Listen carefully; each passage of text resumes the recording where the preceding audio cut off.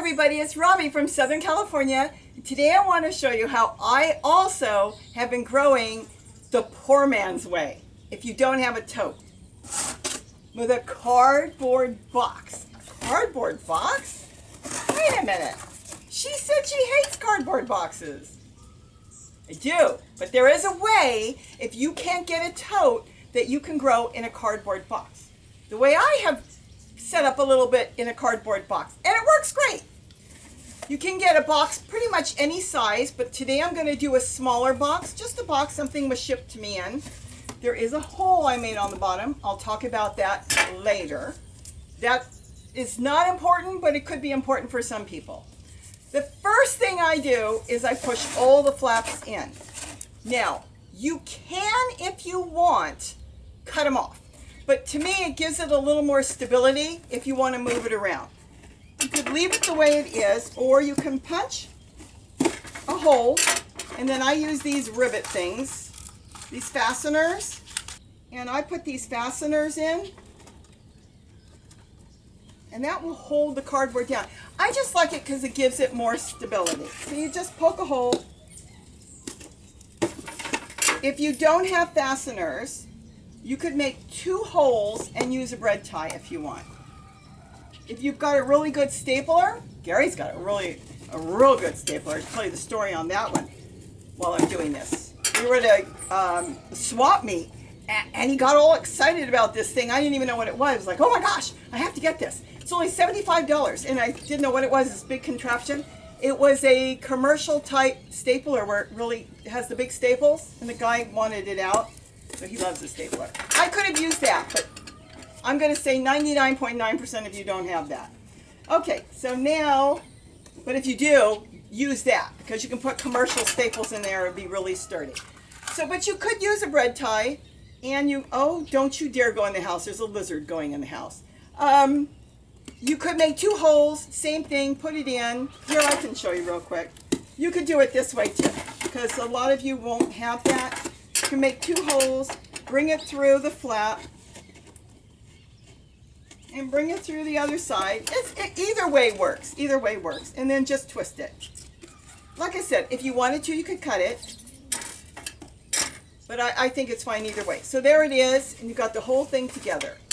Now, I am going to use a garbage bag. Most of you have garbage bags, and I'm going to take a brand new garbage bag out. Don't use one that's been used. And we're going to line the box with a garbage bag. I'm going to see which way it's going to work. Now, if your bag is big enough to line the entire box, then I would say go ahead and do it. But the odds are it's not going to be. So we're going to have to cut this. Oh, that's right. Pick a windy day. So we're going to cut it. You know, the easiest way to cut it and the fastest way. Because what we're trying to do is we want to make it into one sheet. Normally I would cut neater, but you know what? It's not that important. So I'm just going to fold it up because it doesn't matter how it's cut. I don't have a pocket today. And do it this way. Okay, so now we're going to unfold it, which is going to give us a big sheet. Look at this. Now, we're going to push it in. And what I forgot to get was duct tape or yarn or string. And I think you can see what I'm doing. We want to make sure the entire box is lined. Now here's the hole. Here's what I wanted to show you. If you're going to sit this on something that's wire, you can pull this through. And I'll pull it through just in case. This is really cool. And you can cut the end so any water that gets inside will drain out. If you were sitting it on a table that you could do it on. Let's say you had a table and you could sit it like that. This way, if the box got wet, water will drain out. But you don't have to. There's different ways of doing it. So now, since I don't have string, I'm going to tie a knot. We're really done. I would take duct tape and I would duct tape the whole thing. Right now I'm just going to tie it. I can go back and get some duct tape to show you how I want to do it. But I am going to leave that piece out in case I decide I want to do it that way. You could have it draining into something. We're done. Now let me explain to you why I do it this way. First of all, I've tried it. It doesn't work for me. And it might be the area. As soon as the cardboard box gets wet in my weather here in Southern California, it disappears. Because cardboard, think of it as wood chips. It's already matter that's been broke down and then it's been reassembled. Well, nature says, hey, we're taking it back and we're going to turn it into soil. So I can't grow in it in my climate because immediately it molds, it rots, and it breaks down. In a matter of a week or two, it is gone. It is gone in the ground. The microbes have come in. And the other thing is the flaps. Anywhere there's a flap, when I had it in yard, I ended up, it was full of slugs, different types of insects, small snails got in there, and earwigs, and roly-polies. And they just demolished everything. They actually helped break it down as well.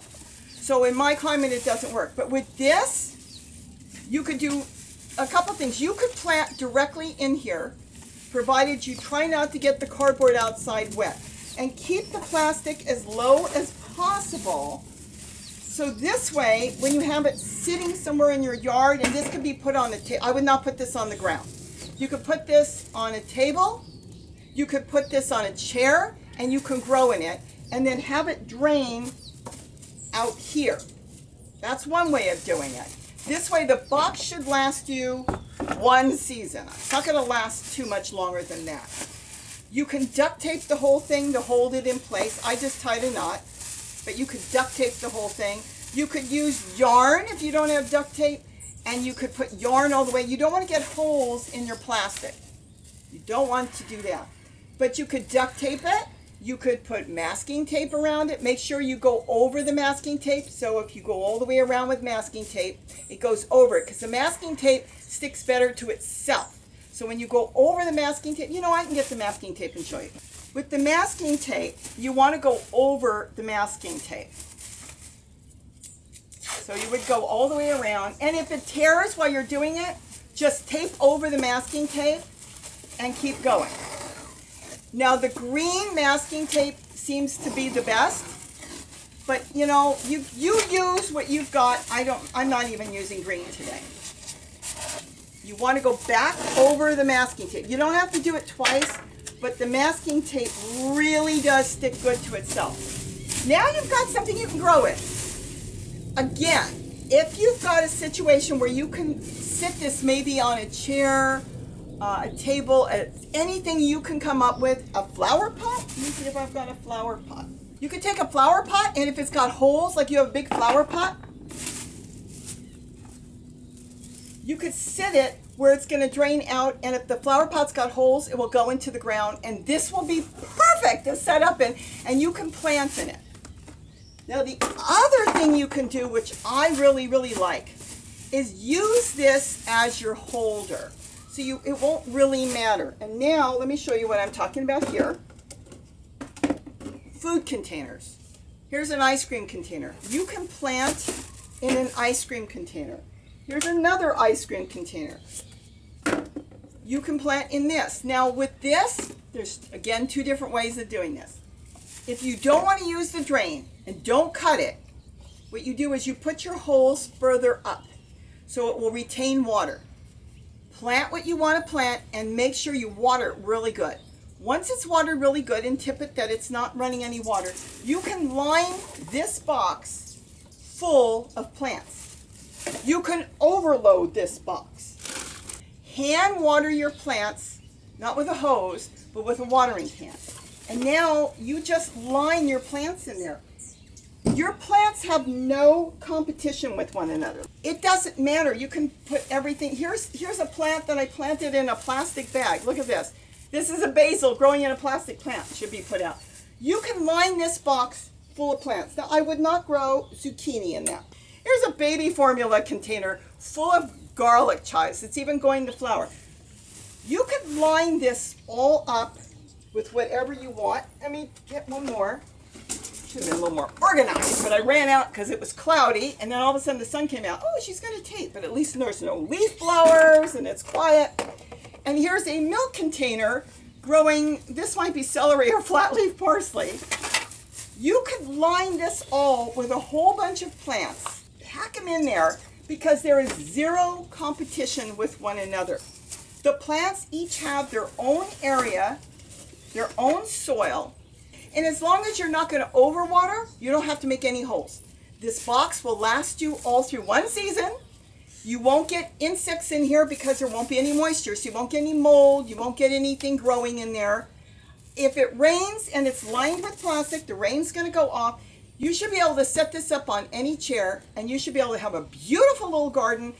Like I said, I wouldn't try to grow watermelon or zucchini. You could try watermelon and let it take off if you've got them in containers. You know, you can grow all kinds of smaller things: garlic chives, celery, parsley, basil, sage, anything, walking onions, regular small onions, green onions. I'm trying to think, but you could grow a tomato plant, a small variety of tomato plant. You could have this whole box full, because as long as each plant has their own container, they have no sense of competition. Not like when I've got back here, I've got some tomatillos growing. One took off and grew really big, and the rest of them, there's like 100 of them in there staying small, because they give off, like, let's say, a hormone, so none of them grow. They're all fighting for the same area, but as soon as you move them, they take off. Well, they have no sense of competition because they have their own vessel. They have their own container. You could line this with nice sized flower pots. I've been using a lot of food containers, all kinds of food containers. I just started some beautiful Swiss chard. You know what this is? This is a liner from a bag of Cheerios. I had cereal and I took the liner. I thought, gee, this is a nice strong liner. I can use this. I can grow plants in here too. One season plants, annuals, and this should work really good, and it has worked. Everything is working really good. You can put smaller plants in plastic bags. Then you can load this whole thing up. What's really cool is if you had lettuce growing and you wanted to bring the lettuce in, you could actually bring your whole container in. You could bring the whole container in when the lettuce is big, use the lettuce you want for dinner, and the next day you could go back outside and put it back in your box. But this is a way you can use a cardboard box, because I know a lot of you are getting things delivered to the store. I am, and I've got all these boxes piling up, and I thought, I am going to be building, instead of totes for some of these, I don't need a waste of tote for things that are growing in containers. I can grow this way, and this is working out really good.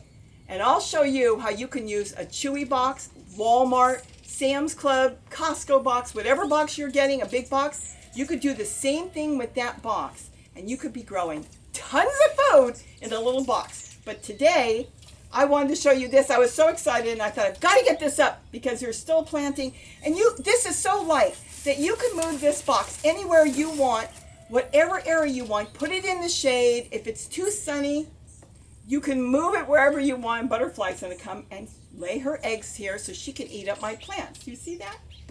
But anyways, you can move this anywhere you want and then set it up. And I think it would be really fun for a lot of you that don't want to grow in totes or don't have any totes. Use your food containers. Don't throw your food containers away. These are all food grade. Generally, they're 5s. I've noticed some are 2s. I even found one the other day that was a 6. The only one you don't want to use is a 3. And if there's no number on it, you won't be getting food in anything that's bad. But if you pick up a bucket and you smell it, and it smells really strong, that's probably what they number normally a 3. And the reason is a lot of these are recycled, and they know that 2s, 1, 2, 4, 5, 6, they can recycle that into food containers. That's safe because there was nothing else in there but food. When it comes to number 3, the reason you don't use 3 is that could have been a tire in the past life. It could have been car oil, chemicals. You don't know what it is, but the other numbers are fine. There was no chemicals in that plastic. So that's the way to go. So I hope I gave you an idea on how to use a cardboard box, how to set it up, and this is so cool. Anybody can do it, and I know you all have food containers. Even takeout has sometimes good sized containers. So with that, Have a great day. And don't forget to eat what you grow. I started that because I used to forget. I go, oh, I forgot to eat that. Don't forget to eat what you grow. Bye-bye, everybody.